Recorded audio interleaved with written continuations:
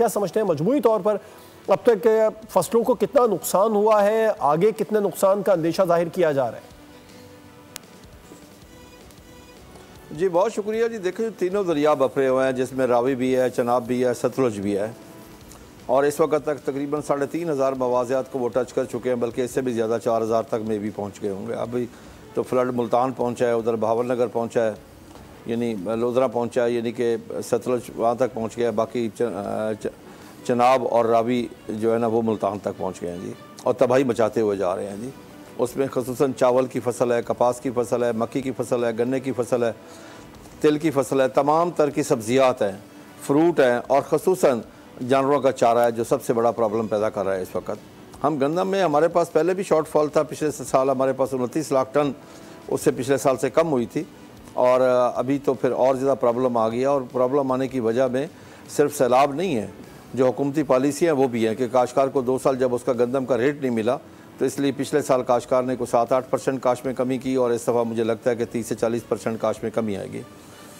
हमारी हुकूमत से एक ही चीज़ है कि इस वक्त हुकूमत से नहीं बल्कि पूरी 25 करोड़ आवाम से रिक्वेस्ट है कि इस वक्त हमें यकजान हो के तमाम किस्म के गिले शिकवे ख़त्म करके इन सैलाब ज़दगान की इमदाद में सब खड़े हो जाएँ, क्योंकि अकेली हुकूमत का काम नहीं है। तमाम इदारे मिलकर इस वक्त बहुत अच्छा काम कर रहे हैं, जिसमें पाक फ़ौज भी है, डिस्ट्रिक्ट एडमिनिस्ट्रेशन भी है, सिविल डिफेंस भी है, इरीगेशन डिपार्टमेंट भी है, एग्रीकल्चर डिपार्टमेंट है, बाकी सारे डिपार्टमेंट बहुत अच्छा काम कर रहे हैं।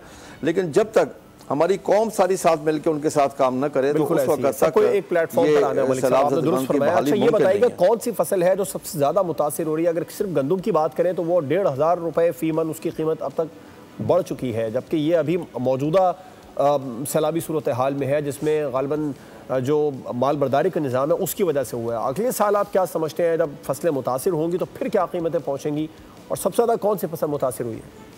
देखें जी इस वक्त सबसे ज़्यादा जो इम्पेक्ट है वो चावल की फसल और मक्की की फसल के ऊपर और कपास की फसल के ऊपर और सब्जियात के ऊपर है जी। जहाँ तक गंदम की बात है तो गंदम में तो सैलाब आने से पहले उसका रेट 2100 से बढ़ के 3200 रुपये वो इरादा ये रखता है कि अगले साल वो 30 से 35% या 40% काश में कमी लेके आए।